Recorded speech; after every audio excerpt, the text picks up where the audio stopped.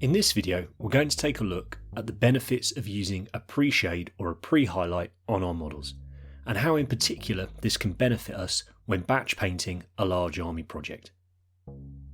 With a pre-shade, what we're looking to do is use some colours, usually white and black, to suggest areas of light and dark on a model, so highlights and shades if you want, before we add a colour over the top of them.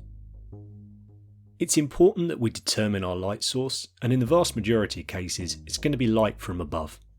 And if you hold your model underneath a lamp like I've got here, and this has just been primed with a Chaos Black primer, you can see roughly where the lights or the highlights are going to be on the model, and we can use these as a guide. So if we have a look at the leg there, you can see how the light runs down it like a tube, and on the backpack the shape of the highlight changes. The same as when we look at the front of the model. See on his shoulder pad there, his knee pad and his head, we can see roughly where the highlights are going to be, so let's use that as a guideline. In most cases we pre-shade using Tamiya Flat White XF2. This is an acrylic paint, but it is alcohol based, so you need to thin it using Tamiya X28 thinner. I've thinned this paint approximately 6 drops of thinner to 1 drop of paint, so it's very dilute. This means I can build up very thin layers of paint, and thin layers of white over black is going to create grey. So what we end up with is a nice smooth transition from black through to white. And you can see here, as I'm painting this in real time, I'm just using the air from my airbrush between layers to dry it. And already you can see how we're reinforcing those areas where we think the light is hitting, and leaving those areas that we don't think is getting so much light to be more dark and black, or in this case dark grey. Don't really want to leave pure black on any bit of the model. I'll talk about that later. So it's not taken long for us to start to bring a little bit of interest into those shapes, and if you glanced at that model you could assume the light was coming from above. One of the big reasons we love using Tamiya so much is because I can get really close like this with the airbrush and make those highlights really nice and tight, without worrying about the paint spidering off everywhere. And I'm using our Cult of Paint Signature Series Infinity by Harder & Steenbeck with a 0.4mm needle and nozzle in, and I'm spraying at approximately 25 psi. Now I'm going to do exactly the same thing on the front of the model. Obviously we can't look at the front and the back of the model at the same time, so you could pick an entirely different light source if you wanted. I've sped this up slightly on the front, but I'm just following exactly the same steps. An overall light, and then I'm moving in and reinforcing those areas that I want to say a highlight, and areas where I want to draw people's attention by adding more white paint over the top. It's important with your pre-shade that you're not too subtle. We're not trying to paint a white miniature here. So the contrast that we have between the lightest areas and the darkest areas is going to become diminished the more paint we add over the top of them.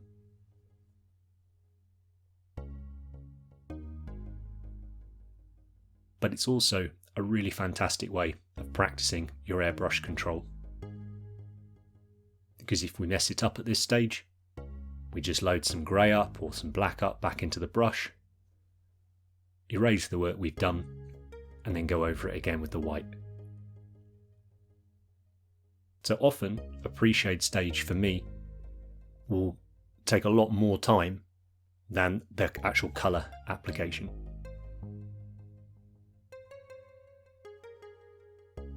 And particularly with army painting, you get your pre-shade spot on, the colour application is so easy.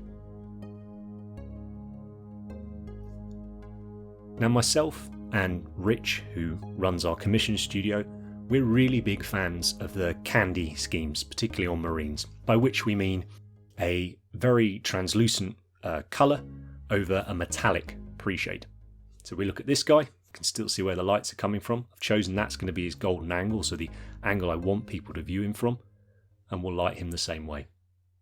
Now when you're doing a candy scheme, and typically you're going to use colours like Tamiya clears, those sorts of paints, and some more that I'll talk about in a minute, you're applying them over metallics.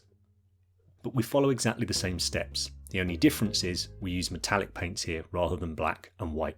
So our metallic black, in this case I'm using scale 75 black metal.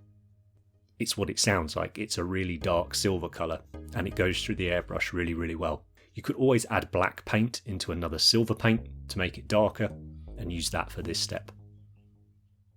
Other than the Tamiya flat white, use whatever paint you want.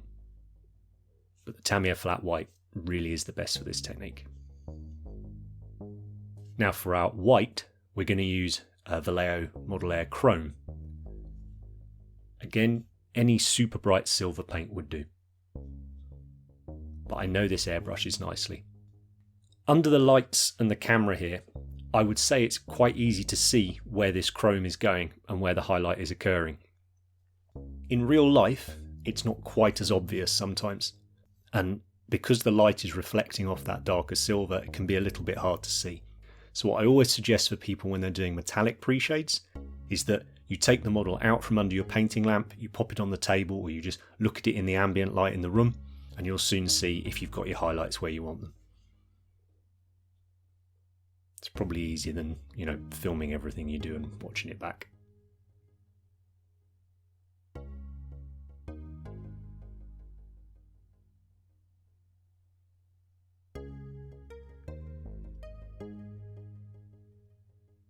It's particularly important on these metallic schemes that the real dark areas we make sure aren't pure black. We want some metallic flake in them. So here we've got our normal pre-shade, our grayscale. I'm going to use GW Blood Angels Red contrast paint. And I've diluted this 50-50 with life colour thinner. The first coat of it looks a bit blotchy, looks a bit patchy. Don't worry. As we apply more paint, we get a much smoother finish. I'm a huge fan of contrast paints used in this manner. I don't often use them as Games Workshop suggest, but I'm becoming more and more, they are becoming more and more my go-to paints for doing army painting, particularly with bold colours, so things for models like Space Marines or Stormcast or things like that. They're very similar to an ink in their properties, in that they're very dilute, but they have a very strong colour, so a saturated colour. But they also give you a little bit more wiggle room than working with just pure inks. So you can see that took 3 layers on the back. On the front, I'm going to do a couple more so we can compare. Remember what I said before about not being too subtle during the pre-shade stage? It's also important at this step that we don't plaster on the layers of paint over the top, or we may as well have just sprayed the whole model red to begin with. So let the layers dry in between.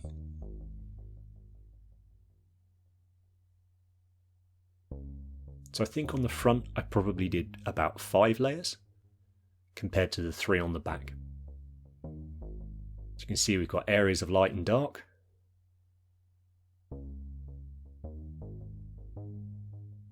And on the back, still got areas of light and dark, but it is a different red. So take your time and build it up. Now I'm going to use exactly the same paint over the metallic pre-shade. One of the reasons I wanted to do that was to talk about the properties of the contrast paint and why I think they're so good. In the past, if you wanted to do a candy scheme, you were fairly limited. The Tamiya clears that were often a go-to have a very limited range of colours, and I've never really enjoyed any of the other brands of paint that have produced similar products. And even then, the colour range was still pretty limited. All of a sudden, Games Workshop released this contrast paint range, and there are a ton of colours we can now use. You don't get as candy a finish with it, it's true. You could manipulate that with varnishes at a later stage if you wanted, but you still get this nice coloured metallic look, if that's what you're after. You can see here when the paint's still wet, it's much glossier and closer to what we would have used, or the results we would have got if we'd used Tamiya Clear Red. As the paint dries, it goes a lot more matte. Now, I quite like that because I always tend to satin or matte down my Tamiya clears anyway when I'm using for this sort of technique. So there's the two together. You can see how quick it would be to get an army painted up if we used these steps. All I'd suggest is you jot down how many layers of paint you apply so you get a consistent result across the army. Now another thing we can do with pre-shades, and this works particularly well on models that are sort of more organic, less smooth shapes. We can do a simple zenithal highlight. So a zenithal highlight is where we light the model from above, so higher up the model's lighter, further down the model's darker, any horizontal upward facing surfaces will be lighter. So you can do this with an airbrush or you could do this with a rattle can, doesn't matter. Initially we spray the paint on at 45 degrees. Now we spray the paint on from approximately 90 degrees. Obviously if you do this with your airbrush it's all going to pour out the top, which definitely didn't happen to mine, so just ignore that streak on there. It's a lot easier if we just move the model so that we're spraying straight down on top of it. This is something I do on the introduction to airbrushing class. These Army of the Dead figures from Games Workshop are really good for practicing it on, just because they've got lots and lots of different folds. Because what we're going to do is once we've reached this stage where we now have light and dark across the model, we're going to add some edge highlights in. To do this, we're going to use a dry brush. In this case, I've got one of the D series, or Series D, from Artis Opus. It's one of the big ones. It's not the biggest. Been using it for ages now, I really like them. And I've just got Vallejo Model Colour White. And I'm just going to start dry brushing the model. And all this is going to do is leave me a really strong white mark on all the raised edges that it hits, effectively edge highlighting. You can certainly do this on Space Marine models and models that have smoother surfaces. You just need to be a little bit more deliberate than I'm being with this guy, because you don't want to get that white, dusty white finish on any of the flat surfaces. You're just wanting to pick out the edges. So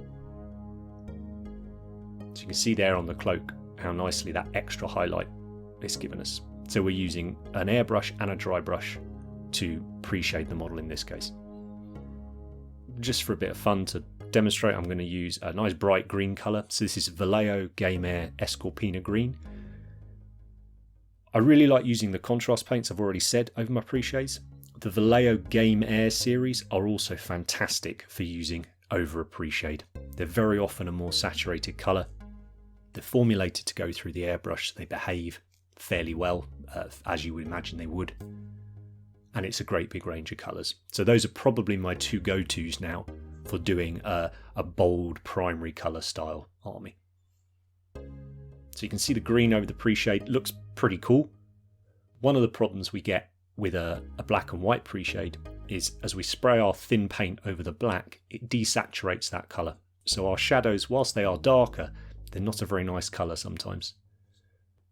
So in this case I've chosen to hit the shadows with Vallejo Game Air Hex Lichen, so a purple colour.